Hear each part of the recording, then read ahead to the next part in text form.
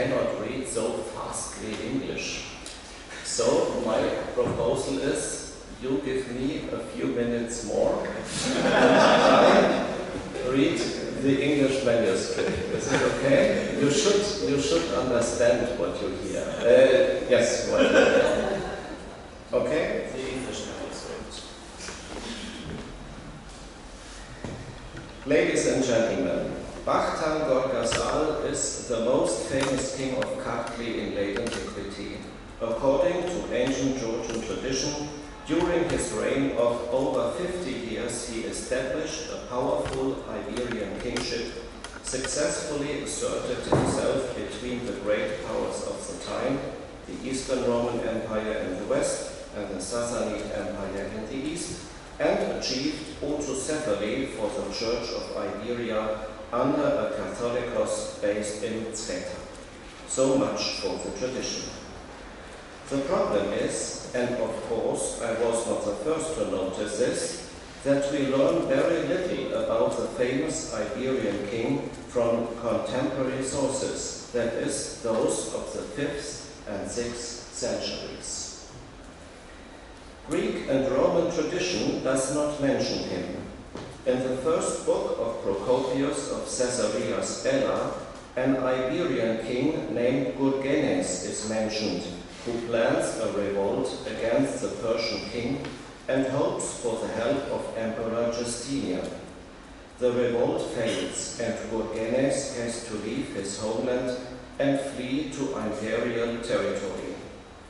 Is Gorgasali identical with Vaxtang Gorgasali? And how could his fate be reconciled with the latter's traditional fame? Ghazal Parpezi, the author of the third Armenian history after Akatangeros and Busandaran Patmodium, mentions Vaxtang Gorgasali in the course of the violent conflicts between Armenians and Sassanids during the 480s. But he paints a somewhat unflattering picture of him. Vaxtang promises effective help to the rebellious Armenians, not least through Han warriors whom he promises to summon, but nothing comes of it. The faith they put into what initially appears to be a powerful and energetic neighbor from the north is shaken. Is this just Armenian resentment? There is no other mention of Vaxtang Gorgasali in the contemporary Armenian tradition beyond Ghazal Parpezi. Therefore, our attention is drawn to the Old Georgian sources, and indeed here we can find in many places what we are looking for, although conspicuously not in the martyrdom of Saint Shoshanic, the first work of Georgian literature written around 480, yet in the rich Old Georgian chronicle tradition, the life of Kartli, Kartlis Chobreba, and the conversion of Kartli, Moktsevai, Kartlisai, and elsewhere as well. This tradition, of course, is much younger than the postulated lifetime of Vaxtang Gorgasali. The exceptional significance of Vaxtang Gorgasali in the ancient Georgian tradition stands in difficult to resolve contrast to the contemporary findings that I have just briefly outlined. Attempts at harmonization, such as those of Cyril Trumanov and, more recently, Stephen Rapp and others, who on the one hand recognize the specific rules and characteristics of the present tradition, which was written down in the early Middle Ages, and on the other, simply cling to the basic event historical framework that it offers us, seem forced and are ultimately unsatisfactory. In the following, I will use an excerpt from Kartlis Chobreba, the biography of Vaxtang Gorgasali, Chorebai Vaxtang Gorgaslisa, the great and God-loving king, who was the most famous of all the kings of Kartli, as the title goes, to illustrate how I envisage the profile of this tradition and what use I think can be made of it, but also what use cannot be made of it. The biography of Vaxtang Gorgasali belongs to the older parts of Kartli's Choreba. In our manuscripts, it is attributed to the author Juangeriani and was written before 813. The details, with all questions surrounding the compilation and editing of Kartli's Choreba, are disputed. The biography of Vaxtang Gorgasali certainly incorporates older oral and/or written material. But whether one must postulate, as Stephen Redd does, the existence of an ancient Georgian book of kings dating from late antiquity, he calls it Kambavi Mepeta, remains to be seen. On the other hand, there is a consensus that the biography was supplemented and revised even after 813. Many want to ascribe this to Leonti Rustaveli, perhaps a mid-11th century bishop. If you read the biography of Vaxtang Gorgasali, the first striking feature is that the initial scene mixes late antiquity and the Middle Ages. The capital of the Persians is Baghdad, but their religion is Zoroastrianism. Such conspicuous features on the surface already confirm what Bernadette Martin-Izard said about the work as a whole. L'histoire de Vaxtang Gorgasali est le chant d'un royaume et d'un peuple destiné à répondre aux angoisses du 9e siècle. The picture is getting more complicated when going through the individual episodes in the life of the Iberian king. Already Vaxtang's grandfather Archie and his father Mirdad are presented as God-fearing fighters who can hold their own against the powerful Persian Empire by virtue and of their faith alone. Evocations of scriptural passages leave no doubt about their loyalty to Christ. However, the general situation always remains fragile in religious terms as well. Archie and Mirdad have to maneuver vis-à-vis the great king. A marriage alliance is supposed to bring stability to the relationship between the two powers, but the compromises involved always testify to a latent threat to the Christian Iberians by Zoroastrianism as well. Vaxtang inherits this problem when, still a boy, he ascends the throne. He bears a Persian name.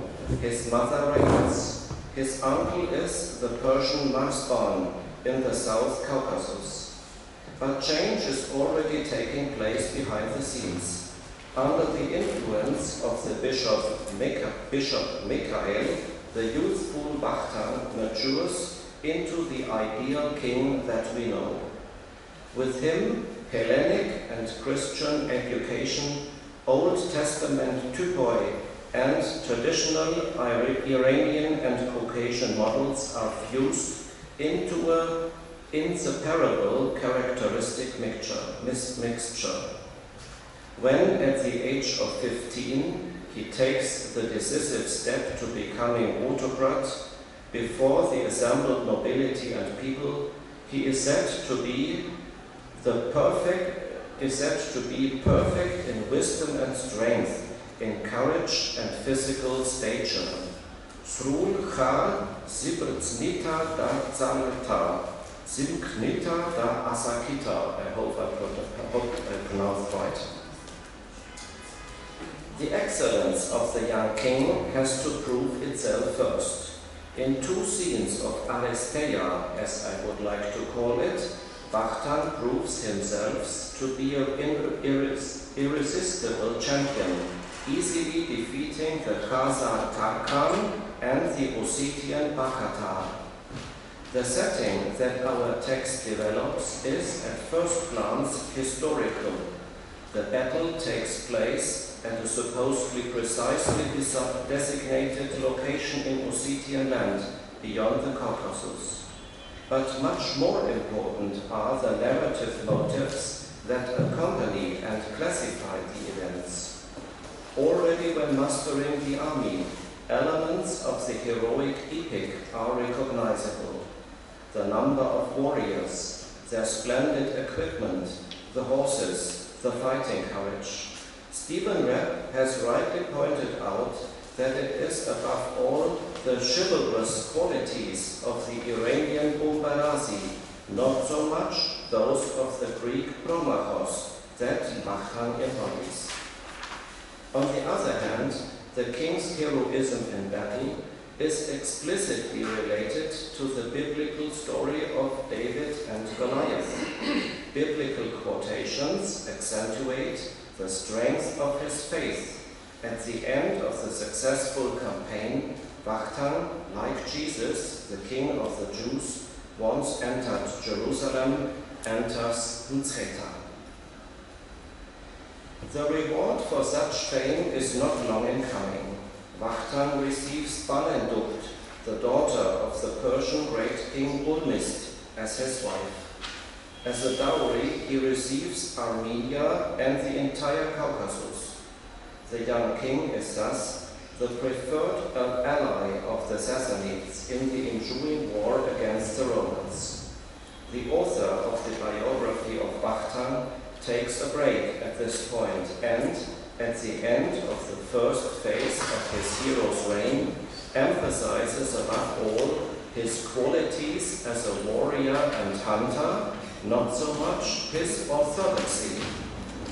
He accentuates Vaxtang's size, strength, and beauty, his noble descent from the Iberian Constantine, King Miriam III, and his heroic personality inspired by the Persian concept of royal glory, Chwara, Königsheil in German.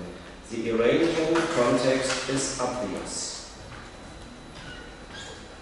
The battles against Ossetians, Khazars, and Abkhazians had touched the northern periphery of the Caucasian world. In the following passages of Vaxtang's biography, first the western periphery, the Eastern Roman Empire, and then the eastern periphery, the Sassanid Empire, come into view. At first, the Iberian king moves against the Romans with the Persian army, but the encounter with the priest Petre and the monk Samuel in Asia Minor moves him to abandon the alliance with the great king and to ally himself with the Christian empire instead. A dream Vaxtang has at night, in which he encounters Saint Nino, among others, makes all doubts vanish. The events that follow are confusing, for Vaxtang must accomplish the feat of switching sides on the one hand and avoiding the impression of betrayal on the other. He succeeds in doing so after changing sides and proving himself once again as a Bulgarasi, this time against a Roman champion. In a personal meeting with the emperor, Vaxtang is offered the prospect of a marriage alliance. As a dowry, territories in the border region, such as Klarcheti and parts of Abkhazia, are brought under Iberian control. The break with the Persians is obvious. It is confirmed by Vaxtang's harsh policy towards Zoroastrianism. Consequently, the Persians invaded Iberia under the successor of the great king Urmist, Khusro. In the ensuing wars, Vaxtang is initially left to his own devices. Their location is symbolically charged. On the one hand, it is Zwischen with the fortress Armasi. On the other hand, the plain of Kala at the site of the later capital Tbilisi. The events culminate in a tripartite conference between Vaxtang, the great king Khosrow, and Leon, the Roman proconsul, Antiquity Caesar. Absurd territorial provisions, the Roman cede Sicilia to the Persians and receive the Holy Land back from them in return, distract from the likely bribery concern of our author. Locating Iberia in the circle of the great powers and attributing to it a considerable share in the reconciliation of the great king with the emperor. Vaxtang's rule is now firmly established. Now, during his lifetime, he appoints his son Daci as his successor. His Oriental campaign as a vassal of the great king is not an expression of weakness, but of strength. Just as a Roman campaign touches the western periphery, the Oriental campaign, led by Vaxtang, Khosrow, and the proconsul Leon, now touches the eastern one. The location of the places and landscapes mentioned is obviously frequently disputed, but one is certainly not wrong in saying that Iran, India, and perhaps even the Horn of Africa were known to the author of Vaxtang's biography. Once again, we encounter improbabilities and anachronisms, and once again, the events breathe the spirit of chivalrous adventures of Persian character, with behavioral patterns determined by heroism and cunning, revenge, loyalty, and magnanimity. The encounter with the Indian world also manifests itself in the fable of the hawk and the crown, which our author apparently adopted from the ancient Indian poem Panchatantra, which was translated into Middle Persian as early as the 6th century. On the occasion of the return from the east, there are increasing signs that the peripeteia of Vaxtang's rule has come. Khosrow is disgruntled because the Iberian king refuses to marry a Persian princess in favor of a Roman one. Balanducht had died in the meantime. Bishop Mikhail, Vaxtang's old mentor, refuses to allow the king to introduce an Iberian Catholicate, and an ugly quarrel ensues. Vaxtang prevails and obtains the autocephaly of the Church of Capri vis-à-vis the patriarchs of Constantinople and Antioch. The marriage with Ivane, the daughter of the Roman emperor, and numerous building projects in Iberia mark final successes. In many ways, Vaxtang, now about 60 years old, has put his house in order. Then the Persian great king Khosrow dies, and his eponymous son provokes a final war against Iberia.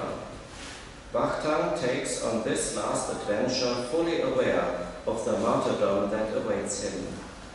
For the last time he proves himself to be a God-fearing and responsible king. His death is not the end of his kingdom. He is succeeded safely by his son Daci. I had to take you on this journey through the biography of King Vaxtang Gorgasali because it is important to understand what the author or authors of such texts were concerned with. It has become clear that certain motives, such as the king's fear of God, his heroism, and indeed a heroism defined according to Iranian criteria, stand out particularly clearly. The author is obviously not concerned with fidelity to factual history. The scenery is rather modeled on the early Middle Ages, when the Byzantine Empire was much smaller than in the 5th and 6th centuries. Around 800, the Holy Land actually belonged to the Islamic World Empire, and Sicily was a hard-pressed Byzantine outpost vis-à-vis Abbasid Africa. Similar to the Sassanid Empire before it, the Islamic world, with its center in Baghdad, spanned the immense space between the Mediterranean and India. When viewed properly, the events described in the biography of Vaxtang Gorgasali are full of improbabilities, anachronisms, and obvious errors. Vaxtang's itinerary sometimes seems so erratic, his political maneuvers so eccentric, that even an early medieval author could or even should have become suspicious if he had thought historically in the sense with which we are familiar. But if this is not the case, and so it has to be, for he did not become suspicious, what were his intentions? Some information about this may be gathered from a passage set at the beginning of Vaxtang's campaign into the Roman Empire, even before he decided to change sides and break the alliance with the Persians. At the beginning of the campaign, the Iberian king gives a programmatic speech to his army composed of Iberians, Armenians, and Persians. He warns against destroying churches and persecuting the clergy in Asia Minor during the advance, as this could result in defeat as a punishment. However, the speech does not end after this topical warning, but is extended in several ways. First of all, into history, in the sense of the contemporary history, Zeitgeschichte in German, of the time when Christianity was first introduced in Rome, then in Armenia and Iberia. Vaxtang recalls the Christian emperors Constantine and Jovian and their adversary Julian, then the conversion of Theodat the Great by Gregory the Illuminator, and finally Saint Nino. Caucasian contemporary history, Zeitgeschichte, is thus linked to the Roman contemporary history and placed in a relationship to it. But our author does not stop there. There is a further expansion, this time into salvation history, Heilsgeschichte. He recalls the biblical Nimrod, the first king on earth and presumed initiator of the Tower of Babel, which was at the author's time located near Paradise. There are many connections between the heroic warrior and hunter Nimrod on the one hand and the Persian ethic of nobility on the other. Therefore, it is not surprising that Nimrod, as a former king of Babylonia and Assyria, is understood by the author of the biography of Vaxtang Gorgasali as the forerunner of the Persian great king. Our text explicitly mentions that Nimrod spoke Persian. One has to adapt such a way of thinking to fathom the consequences. The mention of Nimrod represents a connection to history as well, but this time not in the sense of an extension, but of a reconnection. By mentioning Nimrod, our author is not creating a link to contemporary history, Zeitgeschichte, 100 years ago, but, so to speak, to ancient history, thousands of years ago, alte Geschichte, when, nevertheless, the foundations of Vaxtang's own lifetime were laid. God is the master of history. The time has not yet come, but Nimrod too will one day be converted to Christ. In Vaxtang's speech, we are witnessing an inclusion, so to speak. The Iberians, the Armenians, even the Persians are brought into the common history of the Christians and become a part of it. Now they belong to it. This is a phenomenon that we observe again and again in the Old World. Inclusion was often achieved by means of myth, but this did not have to be. the case. Flavius Josephus, the historian of the Jewish War, has dedicated his literary work, since his crossing to the Roman side, to the inclusion of the Jewish people and their traditions in the Greco-Roman Mediterranean world and its literary tradition. Eusebius of Caesarea, the conveyor and interpreter of the Constantinian shift, devoted much of his life before and after the Diocletianic persecution of Christians to the endeavor of including the history of the peoples of the Bible and that of Christendom in the historical traditions of the Greco-Roman Mediterranean world. The biography of Vaxtang Gorgasali is the testimony of such an endeavor as well, though, as it seems to me, under the conditions of the early Middle Ages rather than late Antiquity. It is surely no coincidence that Flavius Josephus and Eusebius of Caesarea were authors who were read and received particularly intensively in the emerging literatures of the Caucasus from the 5th century onwards. One could perhaps say that they touched on questions that addressed current problems of the Armenians and Iberians as well. Having experienced Christianization and alphabetization, how could integration into the great, prestigious literary culture of the Greco-Roman Christian Mediterranean happen? The aforementioned authors had followed a similar path before.